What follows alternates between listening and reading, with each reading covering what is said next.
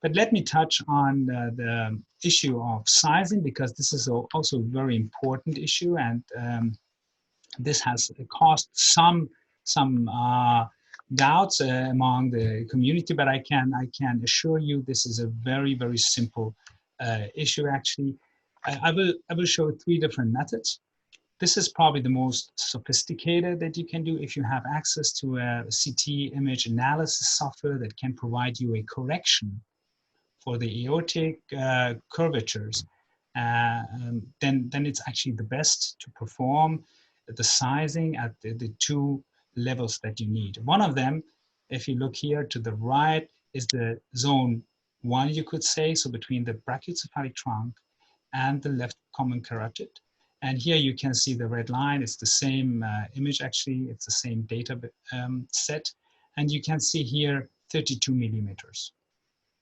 And the second spot that you need to size is actually at the level of bifurcation of the trachea or the pulmonary trunk. This is here. You can see the gray line indicating that area, and you see it's 25.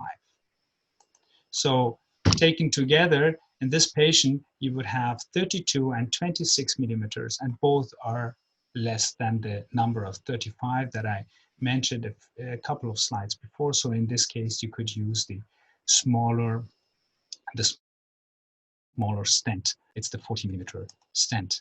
So if you don't have access to this, or you don't have the time, sometimes you have to rush into the OR and you don't have the time to open up the more complicated software.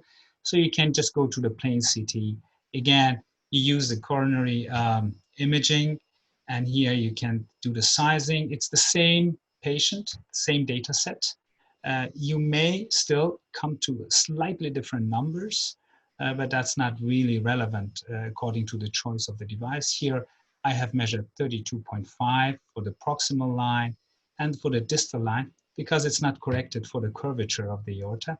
We have 2 different numbers. And at the end, again, both are lower than 35. So again, you would use the smaller stent, that's the 40 millimeter. And if this is also too complicated, or maybe you don't have the time for that, the patient is really unstable, the most simple method, this is the 3rd one, is just do the intra-operative. But that's really the most rough sizing method. You just take a 33 millimeter mechanical valve sizer, in this case from the St. Jude mitral valves, and then you just hold it in front of the proximal line, and you see there is no way you could introduce that sizer.